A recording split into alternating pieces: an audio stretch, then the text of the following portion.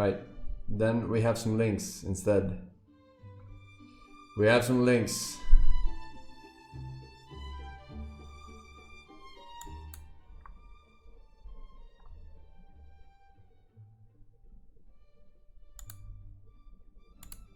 I'm sure it's good stuff. I'm sure it's good stuff, Chad. Don't worry. This time. The Second Amendment is not the freedom that threatens the people in charge the most.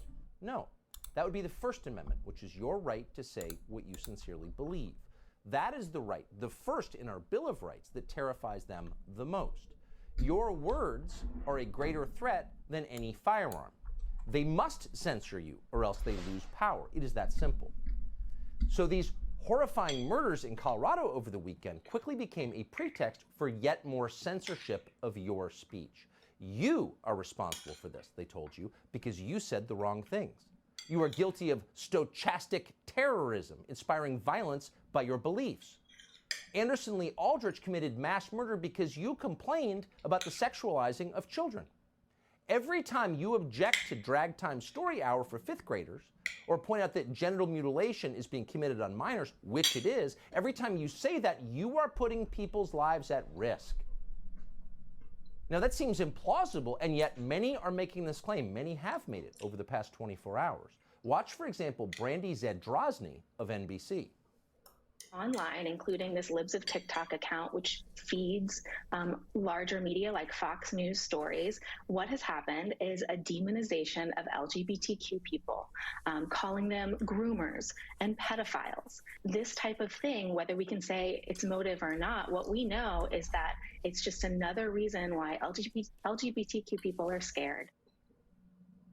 So there it is, right there. When you point out the truth, indisputably, and the truth is that some adults in this country, apparently a growing number, have a deeply unhealthy fixation on the sexuality of children. When you say that out loud, you get people killed. That is what Brandy Zadrozny is saying. And by saying that, Brandy Zadrozny and the many people like her are effectively defending that same deeply unhealthy fixation on the sexuality of children. By the way, it's absolutely real. You're not imagining that. It's happening. The evidence is everywhere, and it comes to light on the internet. And Brandy Zadrozny and people like her hate that you're seeing that. Notice that Zadrozny is not claiming that Libs of TikTok is making this up. She never even suggests that. She is threatening them, and what she's doing is threatening them, you should know. And she's doing that because they're pointing it out. Noticing it's happening is their crime. And once again, it is happening. Children's Hospital in Boston, one of the most famous hospitals in the world, has admitted performing double mastectomies on children for no medical reason at all. There is no scientific justification for sexually mutilating kids. They are not doing it for a scientifically defensible reason. They are doing it because they believe in a very specific religious ideology. That's true. Is pointing that out an attack on gay people? Of course it is not an attack on gay people. It has nothing to do with gay people. It has to do with sexually mutilating children, which is wrong, period. I mean, hasn't America been circumcising their kids for like fucking ever? Isn't that sexually mutilating their fucking kids too? It should be a crime, period. And yet suddenly it's very common. As we've reported on this show, UCSF, University of California, San Francisco Hospital, one of the leading hospitals in the world, is doing this as well. And they've said so out loud. This is an actual quote from their website. Quote, "Genital surgery is being performed on a case-by-case basis more frequently in minors. In the absence of solid evidence, providers often must rely on the expert opinions of innovators and thought leaders in the field." So your child gets sexually mutilated, genital surgery that is irreversible, not on the basis of science, but on the basis of innovators and thought leaders. It's hard to believe that's happening. That quote was scrubbed, by the way, after we reported on it, not because it wasn't a real quote, but because it was a real quote.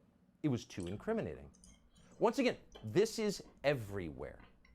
A parent in Pennsylvania called Megan Brock decided to do some actual reporting on it because actual reporters choose not to. They look away and attack anyone who wants to know what's actually happening. So she filed a records request.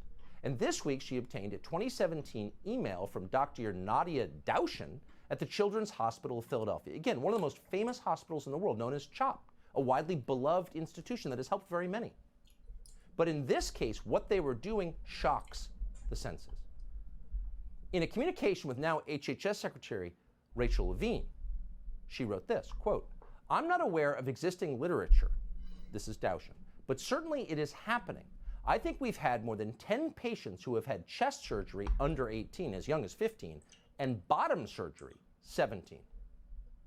That's the sexual mutilation of children for no medical or scientific reason, simply because right now it is fashionable and consistent with a cult that has taken over a lot of the leadership of this country.